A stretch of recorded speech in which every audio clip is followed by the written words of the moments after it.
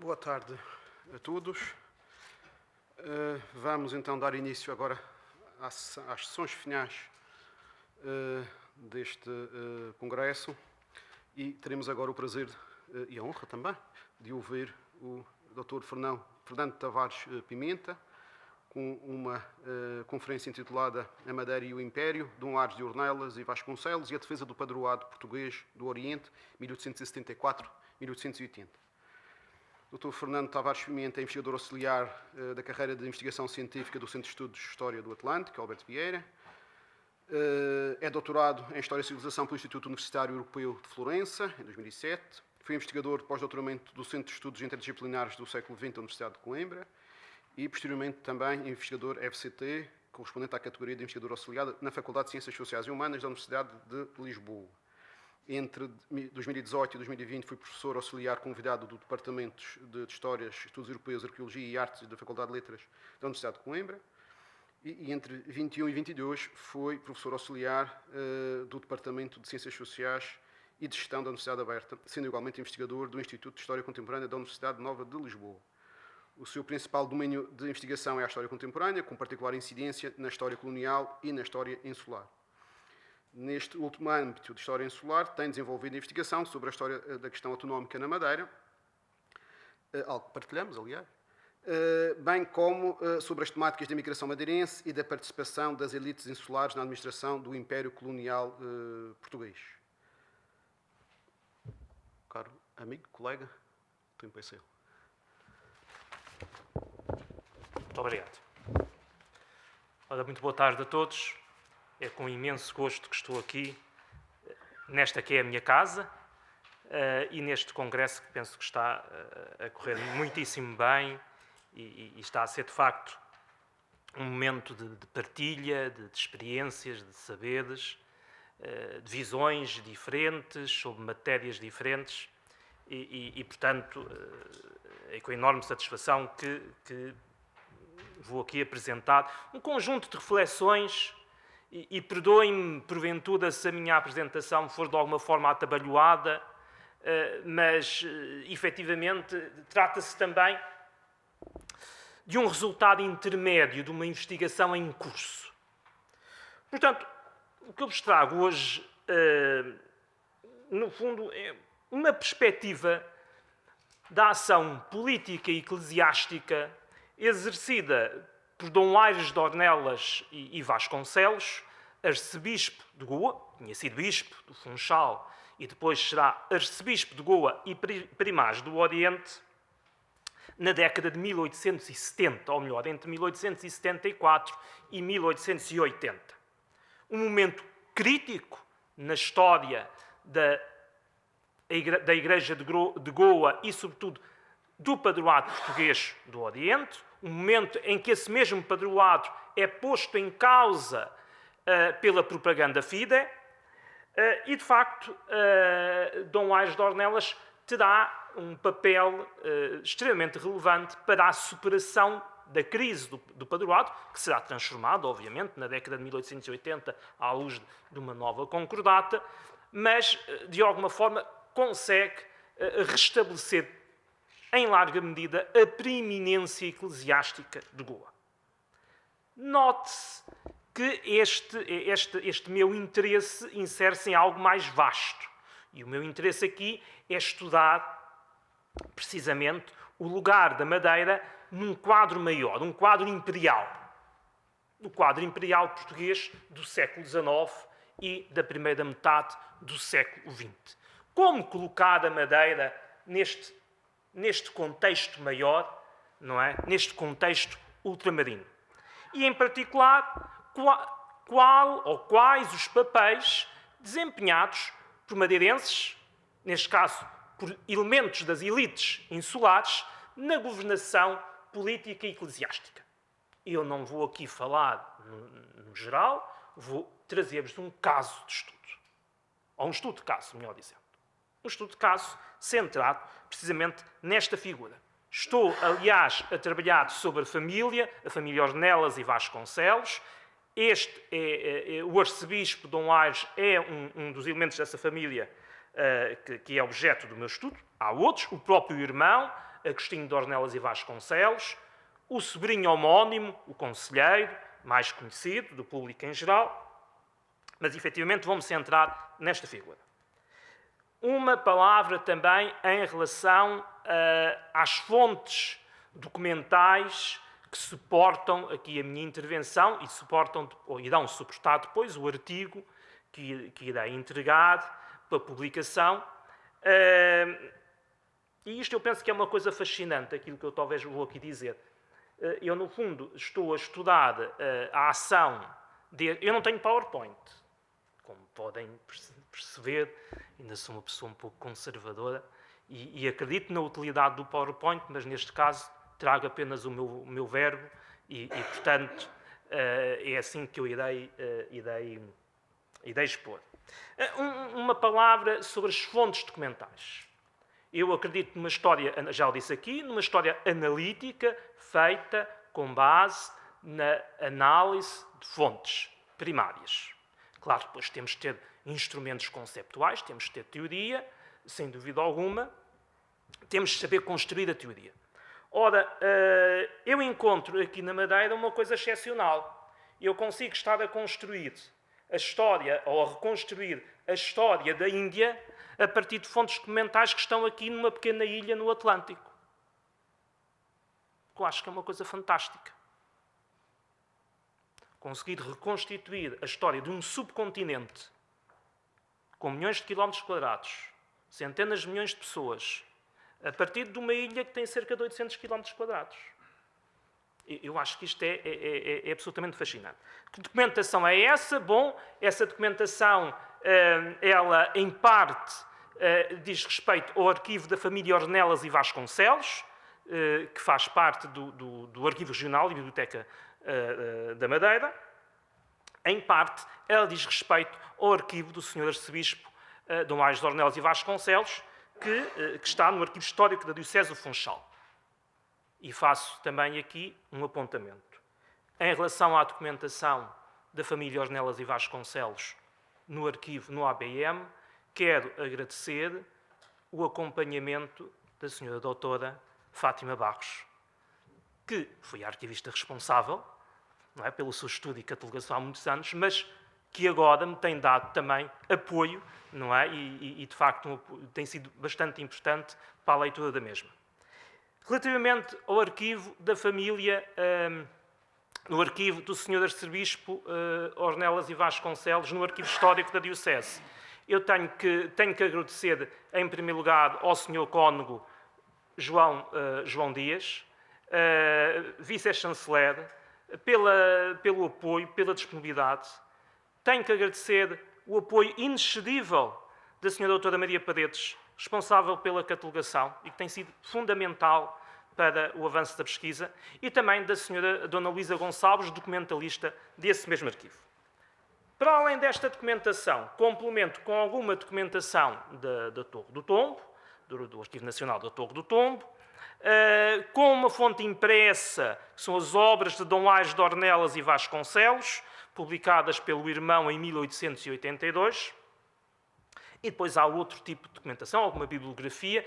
Agradeço, aliás, ao Dr. Bruno Costa, que me tem muito ajudado na facilitação dessa mesma bibliografia. E depois, feitos estes agradecimentos todos, vou então aqui passar aqui ao objeto, digamos, da minha conferência. Bom, Dom Aires de Ornelas e Vasconcelos nasceu na Madeira, portanto, no dia 18 de setembro de 1837, era filho do 13º morgado do Caniço, do mesmo nome, era homónimo do pai, era filho segundo, o irmão mais velho, Agostinho de Ornelas e Vasconcelos, vai ser o 14º morgado. Era uma família aristocrática, com peso, com património, tinha o seu morgadio centrado no Caniço, tinha casas, tinha bens adquiridos ou herdados por ligações de família em várias partes da ilha, no Funchal, o Palácio da Rua dos Bispos, a Quinta das Almas na Camacha. Portanto, era uma família, de alguma forma, privilegiada, e isso, obviamente, facilitou o percurso do jovem Aires de Ornelas e Vasconcelos, que fez estudos primeiramente aqui no Funchal e depois foi para Coimbra, para a Universidade de Coimbra, onde fez Teologia. Na Faculdade de Teologia e fez Teologia. Não foi apenas bacharel, ele concluiu o curso de Teologia e em 1860, ainda com 22, não tinha feito 23 anos, defendeu as conclusões magnas com uma tese intitulada De Christiane Religione Origine, as origens da religião cristã, e recebeu o grau de doutor pela Universidade de Coimbra. Era um aluno brilhante. Um ponto importante. Era um homem culto. Um jovem culto e brilhante. Aliás, teve a hipótese de ser professor nessa mesma faculdade. Ele acabou por não seguir a carreira académica, preferiu seguir outra, até pela própria vocação, mas estamos a falar de uma pessoa extremamente culta. Aliás, há registro da biblioteca dele, do catálogo da biblioteca dele, registro esse que está precisamente no Arquivo Histórico da Diocese, e, portanto, é um homem letrado, culto, conhecedor do seu tempo, conhecedor dos grandes debates teológicos, doutrinários e políticos da sua época. Manterá, de resto, a sua ligação a Coimbra até ao final da vida. Mais tarde, em 1880, já doente, irá visitar Coimbra antes de morrer. E quando está em Goa, escreve a miúde a colegas de Coimbra. Por exemplo, encontrei uma carta a Júlio Henriques, o diretor do Jardim Botânico, em que ele manda umas sementes de quina para o Jardim Botânico de Goa, envia umas sementes de quina para o Jardim Botânico de Coimbra. Portanto, é um homem que está perfeitamente inserido numa rede de socialidade que é aristocrática, por um lado, em virtude da ligação familiar, mas também do ponto de vista do próprio conhecimento e da partilha do conhecimento. Bom, de regresso à Madeira, Dom Aires, portanto, recebe as ordens de diácono, de presbítero, do então bispo do Funchal, Dom Patrício Xavier de Moura, torna-se cônego da Sé do Funchal e vai ter, digamos, um percurso célebre com o apoio seja do então bispo do Funchal, seja da própria família, em especial do irmão, o pai já tinha falecido, do irmão Agostinho que era diplomata e que depois foi deputado e par do reino, e é uma figura, aliás, interessantíssima, que já mereceu um estudo há muitos anos, e um estudo bastante interessante e que eu espero poder mais tarde aprofundar também essa figura. Em 1863 foi eleito membro da Junta Governativa do Bispado, torna-se chantre em 67, é promovido a deão em 1868, vigário-geral, presidente da Junta Governativa do mesmo Bispado. Portanto, em menos de 10 anos, não é, ele faz todo este percurso, um percurso de ascensão. Mas em 1869 acontece algo de extraordinário na história da Igreja Católica, e ele vai estar envolvido, que é o Concílio Vaticano I. Há 300 anos que não havia um concílio ecuménico, e portanto, o Santo Padre Pio IX convoca esse concílio. O concílio começa em dezembro de 1869, é um momento dificilíssimo para a história do papado, portanto, estamos nas vésperas da ocupação de Roma pelas tropas de Garibaldi, depois as tropas do Reino de Itália, portanto, estamos nas vésperas do fim do Estado da Igreja. E o Santo Padre sente a necessidade de convocar esse concílio, precisamente por vários motivos. Um deles é salvaguardar a unidade da Igreja Católica. O concílio conta com 700 bispos de todo o mundo. Desta vez mesmo de todo o mundo, inclusive a Oceania. 700 bispos. Ele é convocado. Os Estados europeus, muitos deles, sentem uma grande desconfiança. É o caso do Estado português, que sente uma grande desconfiança. E no caso português, a maior parte dos bispos não vai ao concílio. Só apenas 4 bispos, o de Lamego, o do Algarve, o do Funchal e o de Cabo Verde. Portanto, a Igreja Portuguesa não é a Igreja apenas do Reino. A Igreja Portuguesa é a Igreja que vai literalmente de Braga a Macau. Entendemos isto, não é? Nós não estamos, quando falamos aqui de Portugal nesta época, não estamos a falar de um retângulo europeu. Estamos a falar de algo maior. E apenas 4 bispos. É claro que havia bispos, estou muito velho, não posso viajar, havia sés que estavam sem prelado, etc. Mas apenas 4 bispos vão. E Dom Aires Dião é um dos eclesiásticos que acompanha o bispo. Aliás, é o único, no caso do Funchal, que acompanha o bispo. Acompanha o seu prelado. Porque a comitiva portuguesa é muito reduzida. Também temos que dizer que os bispos portugueses têm uma intervenção reduzida nos próprios trabalhos. E o que é mais saliente, porventura, é uma nota dissonante em relação àquilo que se pretendia, que era a aprovação, no fundo, da doutrina, ou melhor, da Constituição Dogmática Pastora Aeternos, ou seja, o dogma da infalibilidade papal. Inicialmente, os 4 bispos portugueses têm hesitação, chegam a assinar um documento muito de influência francesa, do regalismo francês, não sabem muito bem o que fazer, acham, bom, isso não estará incorreto, mas será pertinente. Claro que para o Vaticano tinha toda a pertinência porque era a forma de assegurar a unidade depois do fim do Estado da própria Igreja. Era a ideia que o Estado acaba, mas o Papa continua, o Bispo de Roma, continua a ser o sustentáculo da Igreja a nível mundial. Daí a necessidade, e como sustentáculo, tem autoridade sobre todos. E, portanto, em termos dogmáticos, pode, não é, perfeitamente impor a sua doutrina.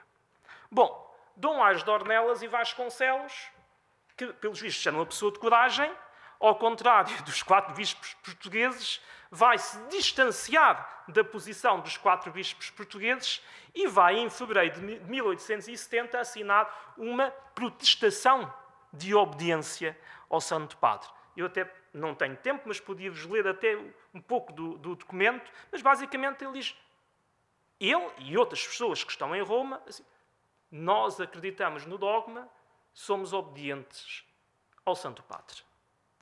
Bem, obviamente isto vai ter impacto. Isto vai causar muito boa impressão junto de Pio IX, que aliás irá responder à mesma protestação,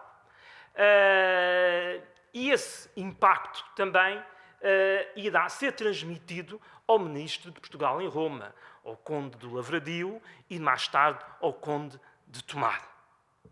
Atenção, em maio de 1870, os 4 bispos portugueses, aliás, 3, porque o Dom Patrício está doente e regressa a Portugal, os 3 bispos portugueses vão alterar a posição e lá vão assinar com a maioria e, portanto, vão aceitar a Constituição Dogmática Pastora Aeternos. Mas, efetivamente, Dom Aires sabe marcar a sua posição. É claro que isto merece logo o epíteto de ultramontano. Ultramontano era uma corrente dentro da Igreja, uma corrente que nasce em França, que se opõe ao regalismo e ao galicanismo, significa apenas superar o monte. Ou seja, superar os Alpes, estar em união com Roma. Mais tarde, isso em Portugal vai ter uma conotação muito negativa, não é? Mas daqui não tinha nada de negativo. Era simplesmente a união com Roma. Bom, para mim, este momento é marcante, é essencial no percurso de Dom Aires. É o início de uma relação direta com o Santo Padre. Essa relação direta está, aliás, atestada na correspondência que vai manter até à morte do Santo Padre. Portanto, Dom Aires, portanto, mesmo aqui, regressando à Madeira, aqui no Funchal, Dom Aires de Ornelas e Vasconcelos vai manter uma correspondência direta com o Santo Padre e vai ter respostas do Santo Padre. Portanto, isto é um elemento. Mas também vai-lhe abrir os horizontes. Porque eu acho que uma pessoa que, efetivamente, numa época em que os meios... Havia já a imprensa, claro, mas os meios de comunicação eram completamente diferentes. Não havia televisão, não havia rádio, não havia... E chega e está perante uma Assembleia de 700 pessoas, 700 bispos vindos de todo o mundo, não é? Juntamente com as respectivas comitivas, quer dizer, ele vai ter uma abertura, ele vai ver o mundo com olhos diferentes. Eu acho que isto vai ser particularmente marcante e nos escritos dele isto vai efetivamente refletir-se. Dom Aires regressa a Portugal, ainda em 70. O Dom Patrício Xavier de Moura já não regressa ao Funchal porque está doente e pede primeiro ao governo português que seja nomeado um coadjutor, e essa pessoa, o escolhido será Dom Aires. Vai ser confirmado, em 1871 será confirmado, com o título de bispo in partibus infidel, bispo de Gerasa, in partibus infidel. Gerasa, portanto, é uma cidade na atual Jordânia, portanto, era daquelas sés vacantes que eram usadas na altura. Agora às vezes acontece. E vem para o Funchal, é ele que vem para o Funchal. O Dom Patrício fica em Lisboa, delega, aliás, toda a autoridade e jurisdição no seu coadjutor, e, portanto, Dom Aires, quando regressa, em maio de 71, ao Funchal, na verdade, já governa o bispado, como se fosse o seu titular. E será recebido com grande pompa, uma recepção, aliás, organizada pela família, porque, pelos vistos, será o primeiro madeirense a ser bispo do Funchal. Eu não sei se esta informação é correta, mas na altura, perdoem-me que eu ainda não fui confirmado, mas na altura é assim que ele é mencionado, o primeiro madeirense bispo do Funchal. Em outubro de 1872, por morte de Dom Xavier, ele, portanto, toma posse solene da diocese. E eu não vou aqui falar do episcopado de Dom Aires, seria muito interessante.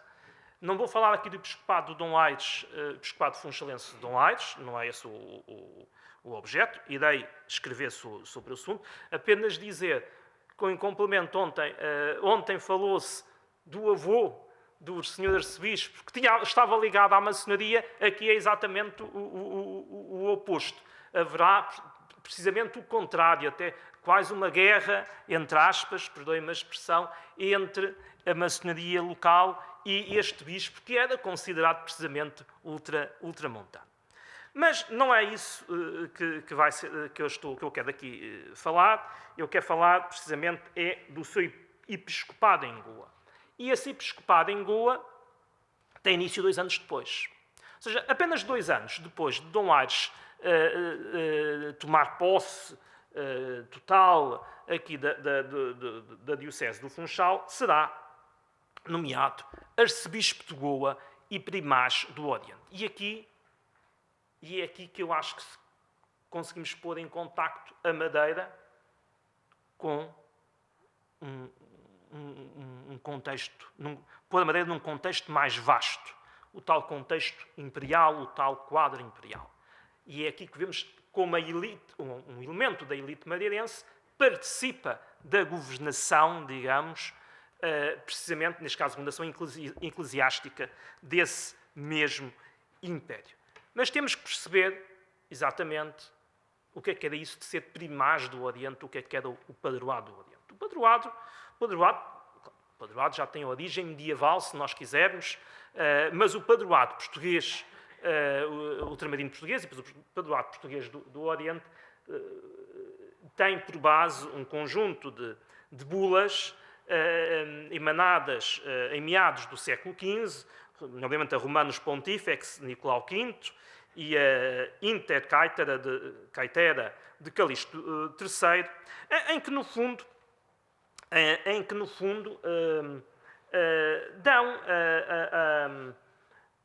dão à Ordem de Cristo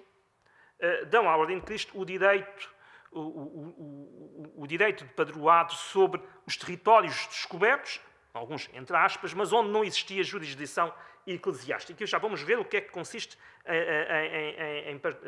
em concreto esses direitos. Com a identificação do governador da Ordem de Cristo na pessoa do rei, que acontece com Dom Manuel I, portanto, o padroado torna-se um padroado real. O real padroado, ou seja, o rei torna-se o padroeiro. O que é que consiste o padroado? consiste num conjunto de direitos e de encargos relativamente à fundação e dotação de novas dioceses. O direito de padroado, ius patronatus, atribuía ao padroeiro o direito de apresentação, ou seja, a faculdade de indicar alguém para a colação ou provimento canónico de um benefício vago, seja ele de bispo, arcebispo, cônego, etc., simples presbítero, etc., etc. Por sua vez, o real padroeiro tinha encargos, ou seja, ele tinha que manter, tinha que dirigir e tinha que manter, não é, as dioceses e o respectivo pessoal. Mas tinha que regulamentar a própria, não só a nomeação, mas também permitir ou proibir, por exemplo, o estabelecimento de ordens religiosas, controlar a cobrança de doações, de taxas, do dízimo, proceder ao pagamento de padres, de missionários. No fundo, o real padroeiro assumia as funções de administrador, máximo administrador eclesiástico. Mas como nesta altura não havia propriamente uma separação muito vincada, não é, entre a administração eclesiástica e a administração temporal, isto conferia efetivamente ao real padroeiro se não um controle, pelo menos uma influência muito forte sobre as populações. Agora, não era o rei que estava, não é, diretamente a controlar. Quem é que no Oriente representava o real padroeiro? Era o arcebispo de Goa, o primaz do Oriente. Portanto, o arcebispo de Goa exercia a sua jurisdição metropolitana sobre a sua diocese, sobre toda a arquidiocese, não é? De Goa, portanto, havia Goa, depois havia as dioceses sufragâneas de Cochim, São Tomé de Meliapor, Caranganor, Malaca também fazia parte, etc. E mais outras, agora não vou aqui enumerar, etc, etc, etc. E, no fundo, como primaz, toda a ação missionária, teoricamente, pelo menos, toda a ação missionária referia-se a ele. Ele era a figura central. Isto dava-lhe um enorme poder, não é? Sobre o Oriente. Por outro lado,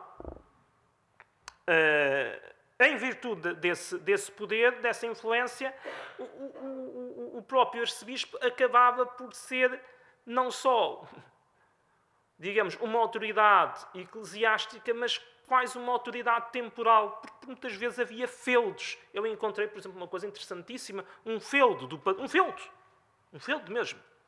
uma zamindaria, como se diz, um feudo do padroado em pleno Bangladesh, com 20 mil pessoas, 20 mil servos. Isto na década em 1870, o senhor arcebispo, em 1878, visita um feudo do padroado português no interior do Bangladesh, com 20 mil servos. É uma coisa interessante, quer dizer, isto dá-nos a ideia, não é, do que é que significa ser primaz do Oriente e o que é que pode significar o padroado para Portugal. Porque com a crise do Império, o declínio do Império Português do Oriente no século XVII, a diminuição dos territórios efetivamente administrados por Portugal, em termos de soberania política, a diminuição da capacidade militar, a diminuição, digamos, do vigor económico, sobrevive em todo o caso esta forma de governação eclesiástica.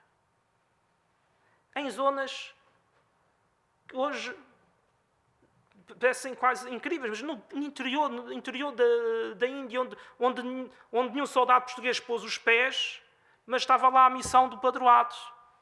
E aquelas pessoas eram efetivamente governadas pelo missionário, que dependia de Goa. Ou seja, o padroado era um instrumento de domínio informal do Estado português no Oriente.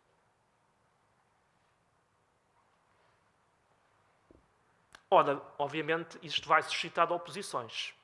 Desde logo dentro da própria Igreja e desde o século XVII, com a fundação da Sagrada Congregação para a Propaganda Fidei, vai haver uma rivalidade. A Propaganda Fidei, no fundo, é o ente responsável, não é, pela difusão do Evangelho, pela missionação Mas quando chega ao Oriente, já está lá um aparelho missionário constituído, que é aquele do padroado. Portanto, há um confronto. Acresce que a propaganda fide é muito sensível, e aqui a intromissão da política na vida da Igreja, é muito sensível à influência francesa. Ora, estamos na altura em que a monarquia, o rei cristianíssimo de França, não é? Obviamente, como rei católico, quer assumir, digamos, o papel de protetor e principal divulgador, não é? Do catolicismo no Oriente. Isto vai provocar, e desde o século XVII há todo um conjunto de tensões, de atritos, em que o padroado português vai resistindo, mas vai levando, digamos, vai acumulando algumas derrotas. Algumas derrotas, aliás, que acontecem por motivações internas. A expulsão dos jesuítas, por exemplo, pelo Marquês de Pombal. Os jesuítas, eu não consigo confirmar estes dados, mas a informação que eu tenho a partir de documentação é que havia 850 padres jesuítas no Oriente a quando da expulsão.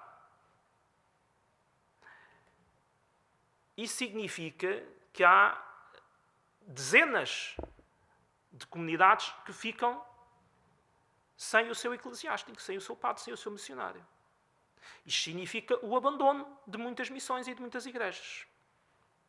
Isso significou, à luz da documentação que eu vi, ao ponto de ter encontrado, penso que por volta de 1820, pedirem a El Rei Dom João VI, por favor, deixem os jesuítas voltar. Porque temos aqui muitas missões que estão vazias. Não é isso que vai acontecer. Vai haver a extinção das ordens religiosas na década de 1830, novamente com consequências, abandono de mais igrejas, abandono de mais missões, e, portanto, tudo isto tem um peso muito negativo. E mais outra coisa, o corte de relações entre o Estado português e a Santa Sé, que acontece entre 1834 e 1842. E aqui isto é um momento central, porque é o momento em que a propaganda fide aproveita para expandir, finalmente, a sua área de ação. Ela já estava na Índia, mas vai conseguir expandir, vai criar novos vicariatos apostólicos em várias áreas da Índia, tradicionalmente missionadas pelo clero português. E, em 1838, o próprio Papa Gregório, e perdoem-me agora, que eu se calhar não encontro aqui a referência, mas o Papa Gregório... Estava aqui à procura exatamente do Papa Gregório, mas não me consigo recordar do título. Mas em 1838, precisamente, o próprio Gregório XVI, publica o breve Multa Praeclara, em que, basicamente, ele diz, bom, no fundo,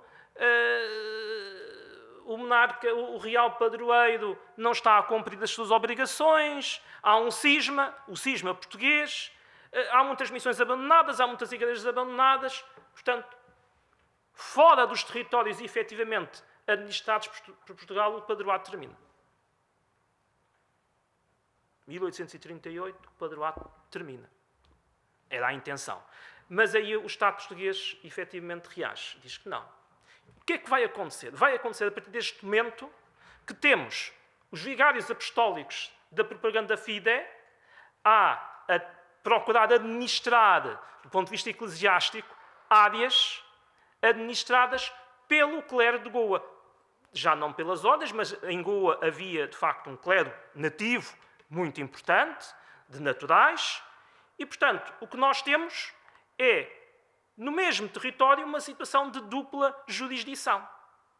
Isto vai levar, não posso aqui desenvolver, mas vai levar a um confronto terrível. A propaganda vai acusar o clero da Igreja de Goa de ser cismática.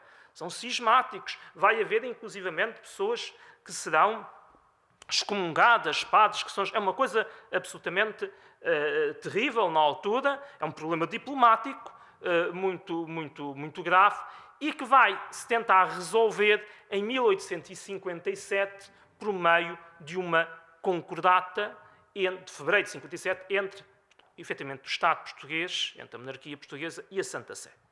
A Santa Sé volta atrás, diz, muito bem, o padroado é restabelecido, mesmo nas áreas que não são administradas por Portugal, mas a questão da dupla jurisdição, uma vez que já estão lá os missionários da propaganda, não vai ser resolvida agora, terá que ser resolvida no futuro. Ponto número 1.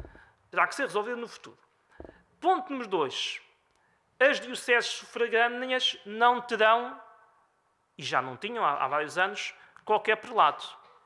Portanto, estão vacantes. Ponto número 3. O arcebispo de Goa recebe jurisdição ordinária sobre a diocese de Goa, sim senhor, ou a arquidiocese de Goa, jurisdição ordinária, mas fora de Goa recebe uma mera jurisdição extraordinária delegada por 6 anos, renovável de 3 em 3. Isto significa que a qualquer momento essa jurisdição extraordinária podia ser retirada. Acabava o prazo, podia ser retirado. Portanto, esta concordata não vai resolver nada, vai ser um fracasso. E, efetivamente, quando chegamos ao início da década de 1870, temos uma situação de crise muito acentuada no padroado. Temos a propaganda fide a exigir o fim do padroado. Temos o Papa, de alguma forma, sensível também a esses argumentos, mas não querendo um corte. E é aqui que surge a figura de Dom Aires. Dom Aires é apresentado, é considerado o homem de equilíbrio, o homem que pode fazer a ponte entre os interesses da monarquia portuguesa e, no fundo, os próprios interesses de Roma. Um homem de diálogo, de moderação. Dom Aires é nomeado, portanto é apresentado, tem que seguir todo o processo, é apresentado pelo Estado português, é confirmado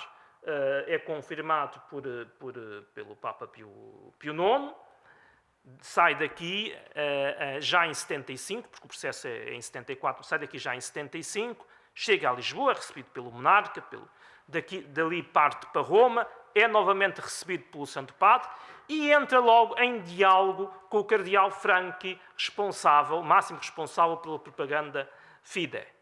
Portanto, começa ali a criar as bases de um acordo. Rota do Suez, não havia canal ainda, mas faz a rota do Egito, chega a Bombaim, é recebido pelo vigário apostólico de Bombaim, Monsenhor Morin, que será um seu admirador, aliás, e começa, efetivamente, a construir um diálogo. Um diálogo no sentido, com 2 objetivos, basicamente. Restabelecer a paz no seio da Igreja Católica na Índia. Esse, de facto, efetivamente, é um objetivo. 2, salvaguardar o padroado. E salvaguardar o padroado significa o reconhecimento da preeminência eclesiástica da Sé metropolitana de Goa.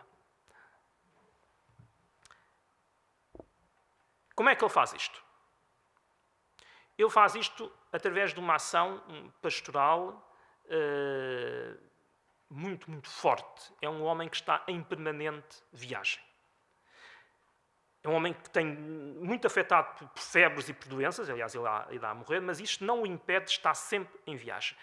Temos registros das várias viagens que ele faz ao longo do Malabar, ao longo do interior norte da Índia, à ilha de Ceilão, a Calcutá, vai a Dhaka, vai ao Bangladesh, está em permanente viagem e auscultando os clérigos, os missionários, a própria população.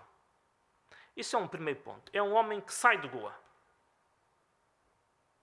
Quer dizer, ele não chega à Goa e não está no palácio, o palácio em Panjim. Não, é um homem que sai da sua zona de conforto. A descrição destas viagens são viagens difíceis, são árduas. Algumas vezes há comboio, sim. Muitas vezes não há. Chega a viajar montado no elefante. Portanto, viagens difíceis. Segundo ponto, o diálogo com a propaganda fide. É um homem que domina não só, claro, o português, mas domina o francês, o italiano, o inglês e o latim. Não sei se mais, mas pelo menos estas. Portanto, ele escreve a todos os vigários, está em permanente diálogo, portanto, não se coloca numa situação meramente defensiva. Não, vamos resolver as coisas. Vamos resolver as coisas. E é um homem que gradualmente vai conquistar a admiração e respeito dos próprios vigários apostólicos. E, sobretudo, encontra um interlocutor muito válido, que é Monsenhor Morin, o vigário apostólico de Bombaim. E são estas duas pessoas que, efetivamente, vão perceber. É necessário encontrar um acordo. Ele diz, basicamente, aliás, uma carta que ele diz, eu compreendo muitas das questões levantadas pelos vigários apostólicos, compreendo muitas das críticas que são feitas, compreendo tudo isso. Mas o primeiro país que levou o Evangelho na vertente católica à Índia não pode ser simplesmente arredado. Portanto, eu estou disponível para o diálogo, estou disponível para encontrar um acordo, mas o padroado tem que ser respeitado. É uma posição de força. Ele escreve isto em francês, mas escreve isto. E chegamos, então, a um momento, de facto, estou sempre a olhar para o relógio, mas eu penso que ainda tenho uns minutos, a um momento importantíssimo, que é a convocação daquilo que é chamado um primeiro concílio de prelados. Se calhar o termo é um pouco pomposo, mas é o termo que é usado, um concílio de prelados, que acontece no sul da Índia, em Trichinopoli, onde Dom Aires, juntamente com mais 5 vigários apostólicos, liderados por Monsenhor Morin, chegam a um acordo. Ou seja, a um acordo sobre a dupla jurisdição. Muito bem. Nós temos esta situação. Não é possível voltar atrás na história. Ele sabe disso. Temos no mesmo território, na mesma comunidade, por vezes dentro da mesma família, pessoas que estão sob a jurisdição do padroado e pessoas que estão sob a jurisdição da propaganda. Como é que nós vamos fazer para evitar conflitos? Temos que criar um regulamento. E é precisamente isso que eles fazem ali. Ou seja, ninguém tenta impor nada à outra parte.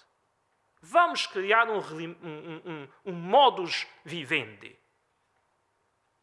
E isto é, de facto, e é uma das suas maiores vitórias. Eles criam as regulae, são redigidas em latim, fixam com exatidão os direitos e deveres de clérigos e dos leigos fiéis de cada uma das duas jurisdições, separando alçadas e competências, mas sem colocar em causa, e cito, o santo vínculo da fraternidade. É uma vitória, eu diria, quase em toda a linha, porque nos 12 vicariatos apostólicos, onde havia a questão da dupla jurisdição, os 12 vicariatos que poucos anos antes tinham pedido a extensão do padroado, 9 aceitam as regulae. 9.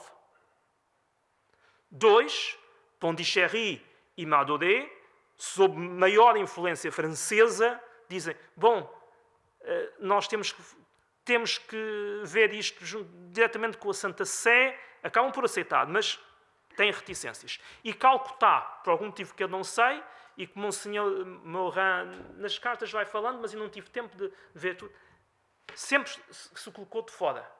Ou seja, dá a sensação que Calcutá estava ali numa situação até de alguma tensão com os outros vicariatos apostólicos. Mas, portanto, estamos a falar 9 em 12 aceitam, 2 decidem com a Santa Sé. A Santa Sé, ainda com o Papa Pio IX, diz sim, senhor, e aprova.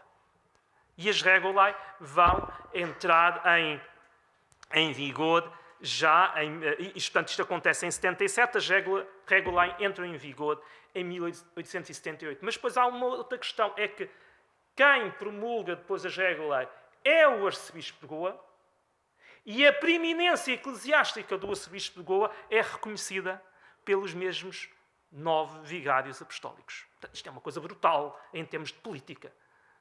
Isto, em termos de ação diplomática, é uma coisa, é brutal. Reparem, aquilo que as chancelarias portuguesa e vaticana na Europa não conseguem fazer, estes homens no terreno, estes men on the spot, não é? Como muitas vezes se diz, conseguem fazê-lo. Mas não só. O arcebispo de Goa sabe que, apesar de ter havido este consenso, convém ter também o suporte, digamos, o apoio daquela que era a grande autoridade política no subcontinente indiano, o Império Britânico. A Inglaterra não era uma potência católica, mas era a potência administrante na prática, não é? É claro que a administração britânica na Índia havia domínio direto e havia administração indireta, em alguns casos, não é? E, portanto, mas era a potência administrante. E o que é interessante é que este homem, saído daqui do Funchal, que passava algumas temporadas na sua Quinta da Camacha, em 1878 é recebido em Calcutá pelo vice-rei da Índia inglesa, Lord Linton. Número 2, já estamos na altura do Raj. A rainha Vitória tinha sido coroada imperatriz da Índia. Vejam como se consegue. Falávamos ontem, não é, que no século XVIII muitas destas famílias ainda não chegavam diretamente ao rei, no caso português. E aqui já temos uma pessoa, um neto desta gente, que a doutora Madalena trata, que fala com o rei de Portugal, fala com o Papa, fala com o representante máximo do grande Império Britânico. Isto é colossal. Aliás, ele tem um jantar em honra dele, é recebido com pompa. A pompa que o governador da Índia Portuguesa não é recebido com essa pompa, mas o primaz do Oriente é. O humilde primaz do Oriente é recebido com pompa. E Lord Linton diz basicamente o seguinte: tem o nosso apoio. A administração britânica reconhece o direito de padroado. É claro que nós temos aqui, se calhar, algum oportunismo inglês, porque ele sabia que do lado da propaganda fide, ou daquela parte da propaganda fide que não estava tão interessado na manutenção do padroado, havia o dedo da França. E, portanto, era melhor para a Grã-Bretanha ter Portugal como, digamos, protetor dos católicos da Índia do que propriamente a França, que era um rival de peso. Atenção, isto acontece no primeiro trimestre de 1878 e vai abrir também as portas a quê? Ao Tratado Anglo-Britânico de dezembro de 1878, que é uma coisa também pouco conhecida, mas que é um tratado que vai modificar a vida da Índia Portuguesa. Não vai ser muito positiva do ponto de vista económico para a Índia Portuguesa, mas na diplomacia é assim. Tem que haver cedências de lado a lado. Do ponto de vista económico, o tratado não foi positivo para Goa, pelo menos inicialmente. Mas antes disso, a Grã-Bretanha tinha reconhecido o direito de padroado português a todo o subcontinente indiano. E, portanto, as coisas têm que ser vistas, não é? Das duas formas. Perante tudo isto, acontece uma coisa que eu acho extraordinária. A dado momento, nesta altura, começa-se a falar da nomeação de um novo cardeal para Portugal. O patriarca de Lisboa já era, mas Dom Luís queria mais um cardeal, e a Santa Sé, também de forma a reconhecer, no fundo, a ação de Dom Ages de Ornelas, propõe. Nós temos pessoa que nós achamos melhor efetivamente Dom Ages de Ornelas.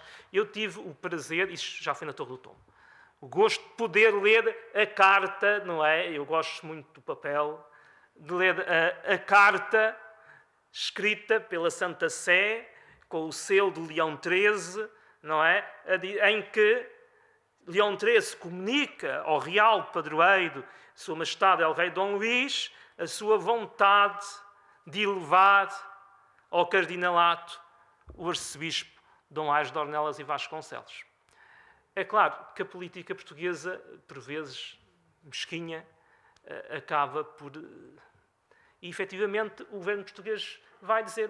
Ele não diz que não. Diz, é um assunto que devemos tratar. Vai protelando. É um período também de alguma mudança política em Portugal. Os generadores estão no poder, mas perdem. Os progressistas avançam, mas por pouco tempo.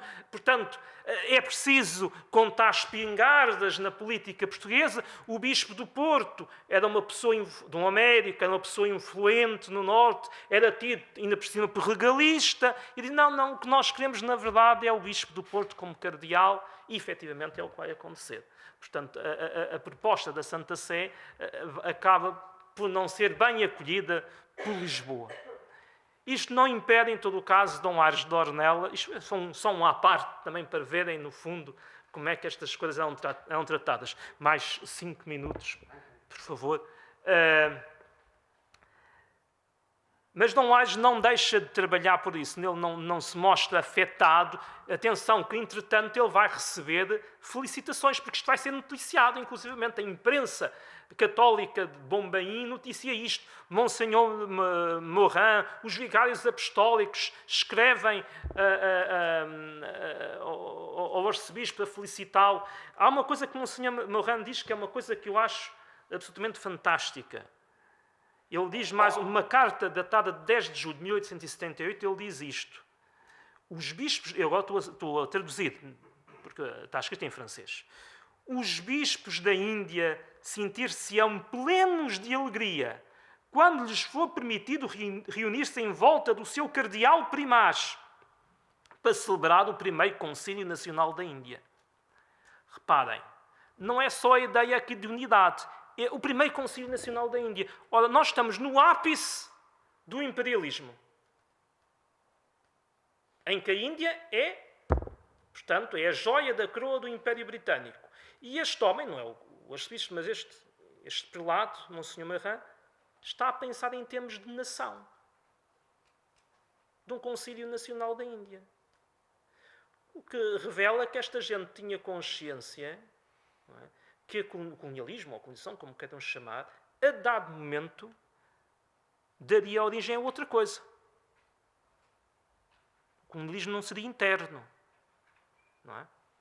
Portanto, nós estamos aqui no início de uma visão de nação para a Índia.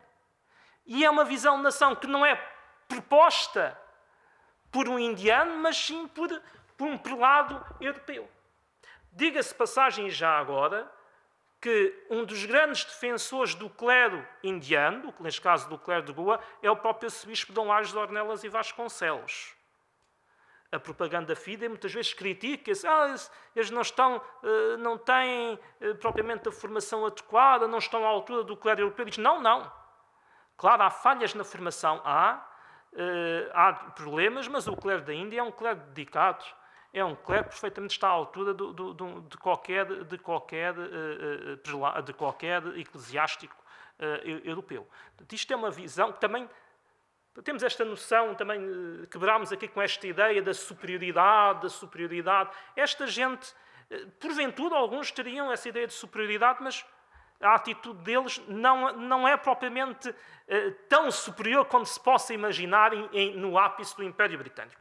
Mas há aqui, e eu vou depois terminar, há aqui uma outra ação ainda. Portanto, Dom Aires de Ornelas chega a Goa, consegue estabelecer um diálogo com os vigários apostólicos, chega não a um consenso completo, mas em larga medida consegue ter o apoio para a programação das regras, de um regulamento, do modus vivendi, consegue ter o apoio, digamos, de boa parte dos vigários apostólicos, consegue ter o apoio do poder temporal, britânico, inglês, mas depois há um ato simbólico.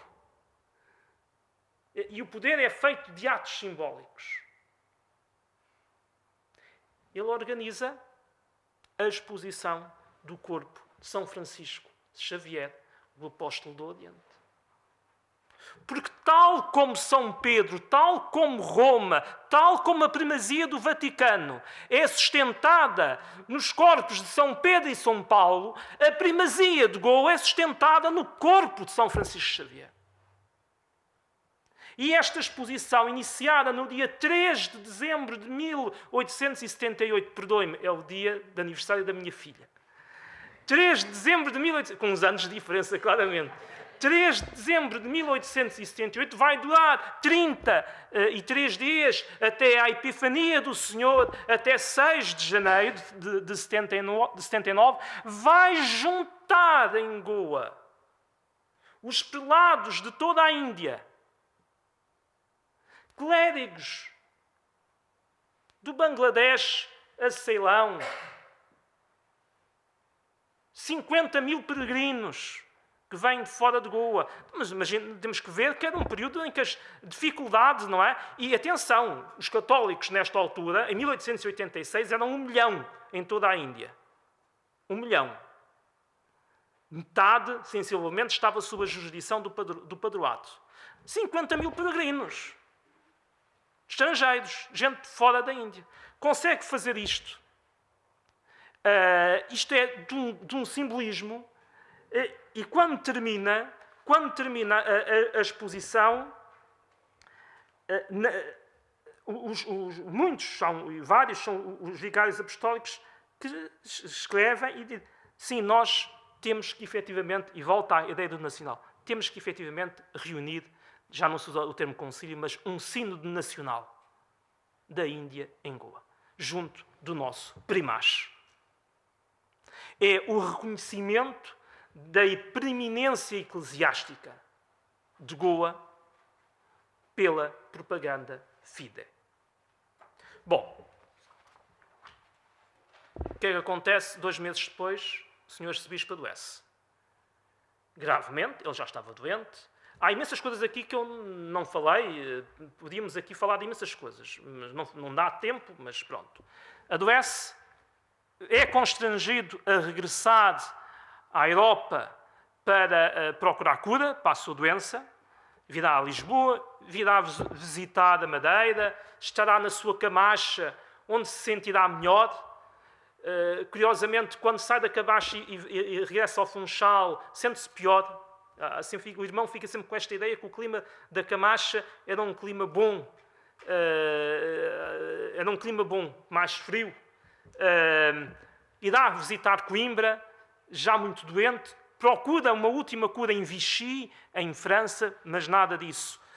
Continua sempre a trabalhar, vai trabalhar até as últimas semanas de vida, irá morrer já em 1880, no dia 28 de novembro de 1880, em Caxias, em casa do irmão. O seu funeral terá a participação da crème de la crème da aristocracia portuguesa, representantes del Rei Dom Luís, del Rei Dom Fernando, pai, de Sua Majestade a Rainha Dona Maria Pia, representante, o embaixador inglês, o embaixador do Império Austro-Húngaro, portanto, gente de vários países, a família vai receber imensas cartas de condolências de imensos sítios. Bom, o que é que eu quero dizer com isto e para terminar efetivamente? Este é apenas um estudo de caso, é apenas uma figura. O estudo da relação da Madeira com o Império é algo muito maior. Isto é apenas um fragmento.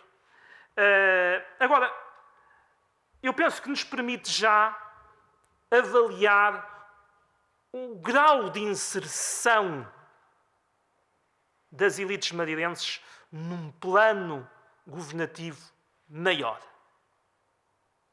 A minha tese é que as elites madeirenses se projetam no Império. Mais do que na vida política metropolitana, se projetam no Império. Não sei se vou conseguir demonstrar isto ou não, mas esta é a minha ideia.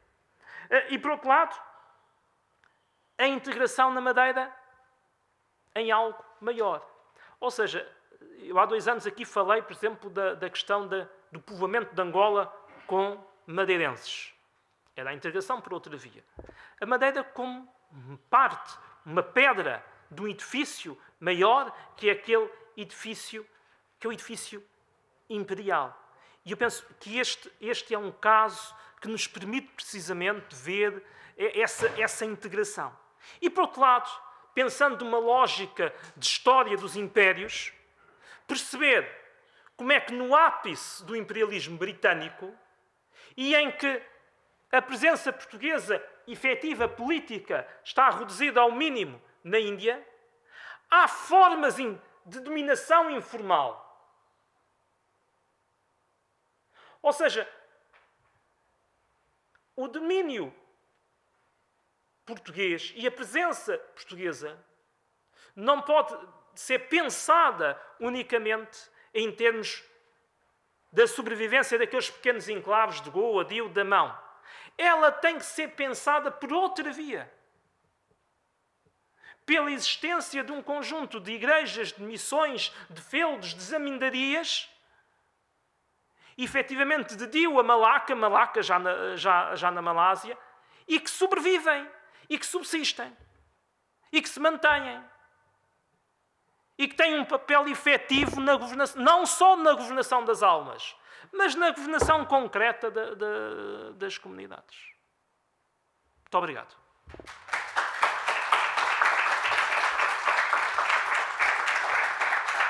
Muito obrigado, Dr. Fernando Pimenta, por esta muito interessante e com certeza irá levantar muitas questões, entusiasmada apresentação, com certeza com o Aires se terá mexido alguma coisa, percebendo que tem alguém que com empenho e com muito gosto o está a investigar. Faça um favor. Claro.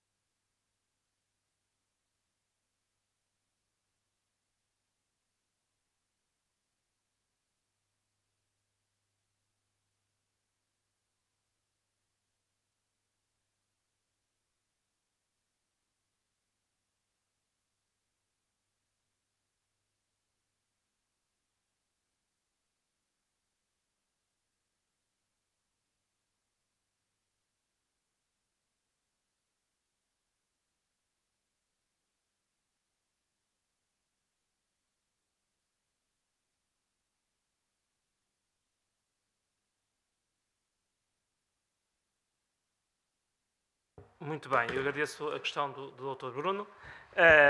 Ela é uma escolha de compromisso. Não é uma escolha de compromisso entre o rei e Dom Aires. É uma escolha de compromisso, efetivamente, entre a monarquia portuguesa e o Vaticano. Atenção. Desde, portanto, o arcebispo anterior, Dom Amorim Pessoa, saiu de Goa porque estava cansado, um bocado das guerras e em 1868 disse, eu vou-me embora. Ponto. E vem. Vem, mas não resigna. Vem e diz, eu quero Braga. Eu quero ser arcebispo de Braga. O que é um problema. Então, vai-se pensar na nomeação de um coadjutor. Enquanto não é nomeado para Braga, nomeação do condutor. E aí a monarquia portuguesa vai lançar um conjunto de nomes. Monarquia. Não é a monarquia, é o governo português, que é uma coisa diferente. O governo português vai lançar um conjunto de nomes. Todos esses nomes são rejeitados e alguns até são repudiados. Falo do caso de um cônego da sede de Santarém, da maçonaria, que tinha um comportamento pouco canónico, e a própria Igreja Portuguesa repudia parte dela e a Santa Sé repudia esses nomes. E, portanto, chega-se ali a uma situação de impasse. Tanto quanto eu pude apurar, o nome de Dom Aires vai ter desde o início, quer dizer, e nem sei mesmo se será mesmo proposto pela Santa Sé, proposto informalmente, porque quem propunha oficialmente é do governo português, não é? Mas proposto pela Santa Sé. Mas vai haver efetivamente uma pessoa, um estadista português, que vai perceber que efetivamente Dom Aires pode ser a pessoa certa, que é o ministro Andrade Corvo. Efetivamente, o ministro Andrade Corvo percebe que não se pode impor não podemos querer um candidato regalista, não podemos pensar que vamos apresentar um bispo que vai defender só. Não. Quer dizer, não é possível. Nem temos força para isso. Portanto, temos chegado aqui a uma solução de compromisso, efetivamente. E o Andrade Corvo, aí se encontra a carta, Andrade Corvo escreve primeiro ao irmão de Dom Aires, Agostinho, e pede a Agostinho para fale com o seu irmão. Mas, simultaneamente, está o Núncio em Lisboa a escrever, e as palavras, agora não tenho aqui, mas as palavras dele são: o Santo Padre pede a Dom Aires que aceite a nomeação para Goa, porque ele considera que só o Dom Aires é o único prelado português que pode, efetivamente, conseguir um diálogo e resolver a situação. Portanto, não há aqui propriamente uma política de... Porque inicialmente eu até pensei, bom, se calhar foi isto partiu do irmão, que na altura era deputado. Não partiu. Efetivamente não partiu. Eu encontro a primeira carta que Agostinho manda ao irmão, em que ele próprio é apanhado de surpresa, mas ele diz ao irmão: olha, eu penso que deves aceitar, porque vais servir o rei e vais servir a Igreja. E Agostinho de Ornelas e Vasconcelos era um homem extremamente católico. Portanto, sim, ele é uma solução de compromisso. Não é a primeira opção do governo português, não é, mas é uma opção efetivamente muito apoiada pela Santa Sé. Mais alguma pergunta? Por favor. Eu tenho uma pergunta para o Dr. Fernando Pimenta. Não sei se está em condições, neste momento, nesta altura da sua investigação, mas eu lembro-me de que uma das cartas que me passaram pela mão, que estão no Diocese e que eu achei mais interessantes, foi, no fundo, um lamento de um sacerdote que estava numa povoação perdida da Índia, já não me lembro exatamente qual, mas em que ele descrevia as terríveis condições materiais, digamos assim, em que se encontrava e quase que desesperava da sua decisão de ter, porque dependia-se da carta que ele tinha ido para a Goa por vontade, para a Índia, por vontade, por vocação, por chamamento, o que se lhe quiser chamar, e que no fundo sentia-se desesperado. Eu não sei se está em condições de nos descrever de alguma maneira as condições em que o clero português, os missionários portugueses trabalhavam, e focar num aspecto que eu também achei curioso, não sei se é nessa carta, se é noutras, que foi aflorado, que é a questão da língua. Portanto, havia um problema da língua que os nativos falavam, portanto, os habitantes da Índia, que não era inglês, não era português, era uma língua e que se calhar era um idioma, entre os muitos, que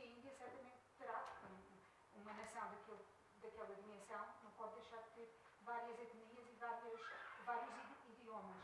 E, portanto, os missionários portugueses tinham ainda essa dificuldade acrescida do veículo de comunicação. Como é que era e o que é que pôde fazer ou pensou fazer o Sr. Dom Aires para, digamos, corresponder a esse desafio? Muito bem, muito obrigado. Não, essas questões são questões fundamentais, porque aquilo que se encontra precisamente na documentação é esta documentação é riquíssima, porque nós podemos ver tudo isto sob imensos prismas.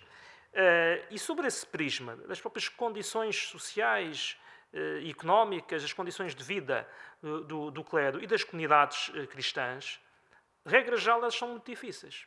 Portanto, mesmo o próprio arcebispo não vivia em Panjim, não vivia no luxo. Havia 3 palácios episcopais, mas 2 estavam abandonados.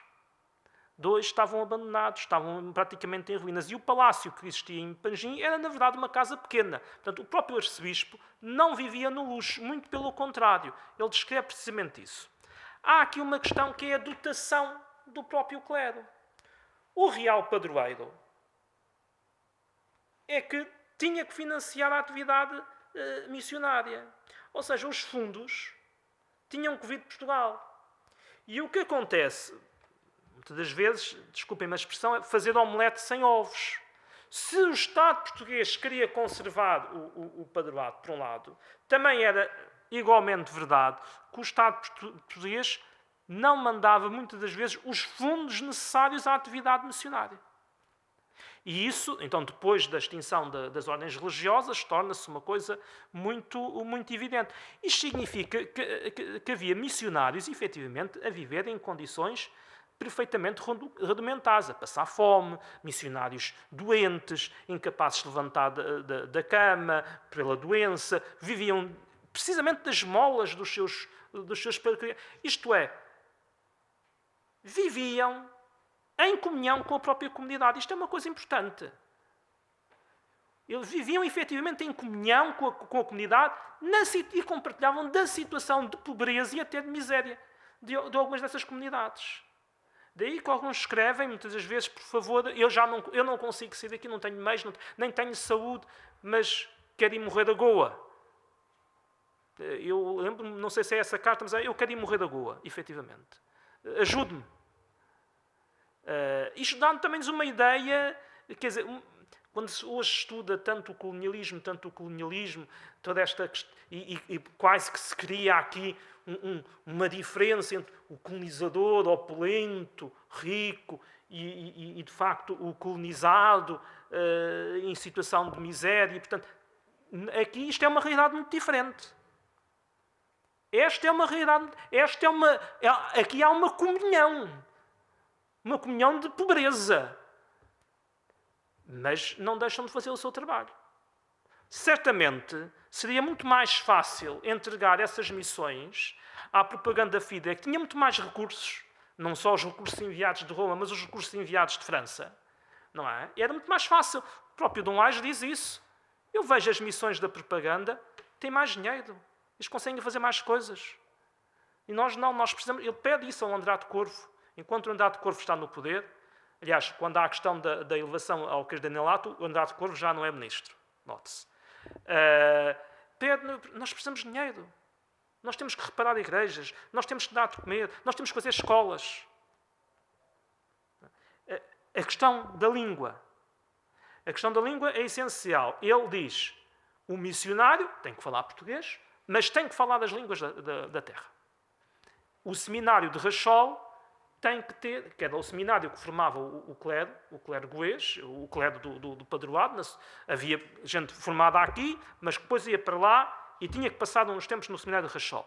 Tem que ter cadeiras, tem que ter disciplinas onde se ensine a língua. Ele chega, aliás, a dizer, ninguém pode ir para uma missão sem estar pelo menos 1 ano a aprender a língua da zona para onde vai. Mas há uma outra questão que é importante, que é o ensino do português. Ele é um grande defensor do ensino do português. Chega a criar vários colégios, seja no Balabada, seja em outras zonas da Índia Meridional, seja em Ceilão, e é um defensor da instrução feminina. As meninas indianas têm que aprender a língua. Eu acho que isto é de uma modernidade. Há coisas que eu leio, escritos que eu leio deste arcebispo, e eu penso, mas eu estou a ler de uma coisa escrita em 1877 ou estou a ler de uma coisa escrita em 1977, 100 anos depois? Porque é de uma modernidade. Uma coisa incrível. Não, ele tem que aprender. Aliás, ele fala disso a Monsenhor Marin, fala isso a vários vicários apostólicos, escreve isso ao próprio... Nós temos que ter dinheiro. E chega a fundar, por exemplo, o Colégio Ornelas, agora não consigo dizer a localidade, penso que é Tuticorim. O Colégio Ornelas, precisamente para a instrução feminina. Portanto, isto não é bem para responder à pergunta da senhora doutora, mas é, no fundo, para dizer, quer dizer, esta documentação é de uma riqueza tal que nos permite... Eu aqui foquei assuntos mais de ordem político-eclesiástica, mas nos permite avaliar a própria situação social destas comunidades, a situação social da Índia. A descrição, por exemplo, da zamindaria do Bangladesh, a descrição de como aquelas pessoas vivem. A descrição, por exemplo, da religiosidade dos cristãos de São Tomé, de rito siríaco. Eu que não falei a questão do cisma melusiano. Ele é um dos fautores, dos promotores do fim do cisma melusiano, que traz a Igreja Sírio-Malabar em união com Roma. Hoje são 4 milhões de pessoas. A Igreja, que teoricamente foi fundada pelo apóstolo São Tomé, que tinha entrado em comunhão com Roma no sino de Ampère, no século XVI, mas depois há todo um conjunto de cismas, etc. Ele é a pessoa que está por trás disto, dessa reunificação, por exemplo. A questão das redes de socialidade. Eu podia ter falado aqui da questão das redes de socialidade. A rede de socialidade que ele estabelece, por exemplo, com a elite daqui da Madeira. O Visconde da Calçada, o Carvalhal, o Canavial, com toda essa gente. Ou senão com a nata da aristocracia portuguesa. Ou senão com todo um conjunto de prelados espalhados literalmente pelo mundo. E eu acho esta documentação uma coisa absolutamente fantástica. Fantástica. É claro que não tem que se complementar, mas é de uma riqueza extraordinária. Temos uma última questão, apelando à...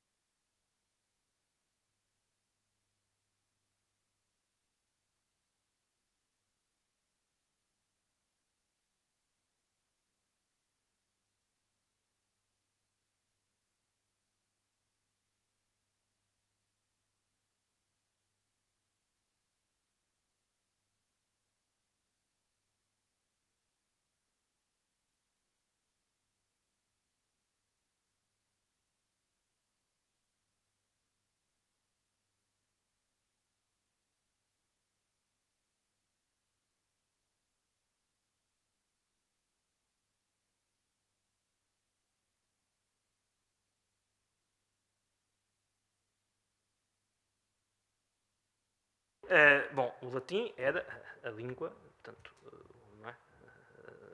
Da liturgia. Mas não deixa de ser interessante, isto, lá está um traço de modernidade em relação ao Vaticano II. Eu nunca encontrei uma indicação da missa ser celebrada propriamente na língua local, mas a homilia, sim. A homilia ser na língua local. Portanto, já haver aqui na língua local e não no português, não, nas igrejas de rua e no sítio onde se fala português, não é? E não só portanto, a leitura da palavra ser em língua local, portanto, a própria tradução para a língua local. É claro que o sacramento em si, não é?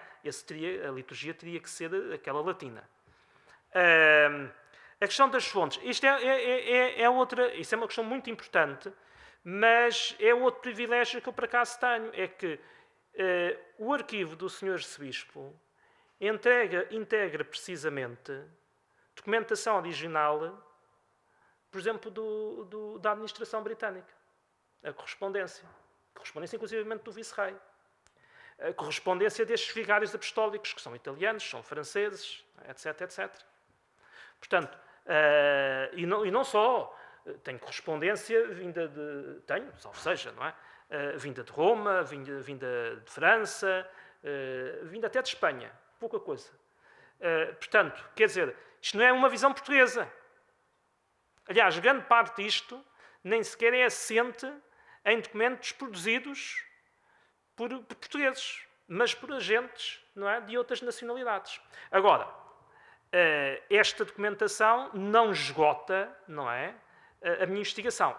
Neste momento tenho planeado, e é uma coisa que temos vindo a tratar aqui no âmbito da Direção Regional até e do Centro de Estudos, uma ida precisamente a Roma. Já tenho autorização da parte do Arquivo Apostólico do Vaticano para realizar investigação nos fundos documentais desse mesmo arquivo. O que inclui a propaganda fidei, inclui um conjunto de nunciaturas apostólicas, não é? Seria, porventura, interessante ver documentação que possa ter subsistido na própria Índia. E eu gostaria de o fazer, dificilmente conseguiria fazê-lo, mas aqui também fui bafejado pela fortuna, é que o Sr. Arcebispo, quando volta doente à Europa, juntamente com os 3 padres que o acompanharam e o seu secretário, trazem em bloco a documentação de Goa para cá. É uma coisa, um golpe de fortuna, não é? Não deixaram nada, não, eles trazem em bloco a documentação para cá. Portanto, a confrontação com mais documentação vai acontecer, nomeadamente com a documentação de Roma, e, portanto, que envolve a propaganda fidei, mas, em todo o caso, o que nós já temos aqui, não é? É documentação produzida não apenas pelos agentes portugueses, não apenas pelo lado português, mas produzida, não é?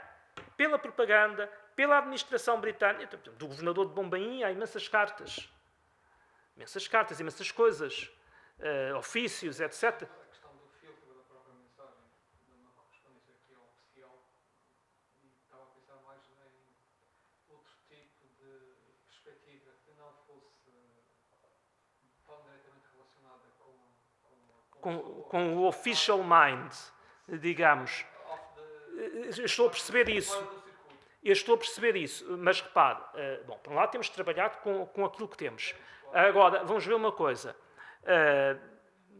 Nos 1000 e tal documentos que constituem este arquivo, nós temos documentação efetivamente produzida pelo Official Mind e depois temos a documentação produzida por simples leigos, fiéis leigos, clérigos, mas muitos fiéis leigos indianos. Portanto, temos documentação de todos os estratos. Eu tenho até uma carta de uma viúva que escreve ao senhor, pede a uma pessoa para escrever ao Sr. Cis para dizer: o meu marido foi à peregrinação a Goa e não voltou. Entretanto, sei que foi encontrado um corpo no Mandovi, no rio. Foi-me dito isso. Eu quero o meu marido de volta. Consegue-me ajudar? Portanto, isto revela aqui, quer dizer, nós não estamos apenas aqui num circuito meramente diplomático ou num circuito de uma documentação produzida no campo das elites. Estamos aqui com uma documentação muito rica e diferenciada, não é? E que nos permite também ter uma visão, uma perspectiva de base, efetivamente. Agora, claro, isto pode ser confrontado, não é, com outro tipo. Por exemplo, seria interessante ver, por exemplo, a documentação eventualmente produzida, não sei se vou conseguir ter tempo para isso, produzida, por exemplo, pela França, não é? A certo nível.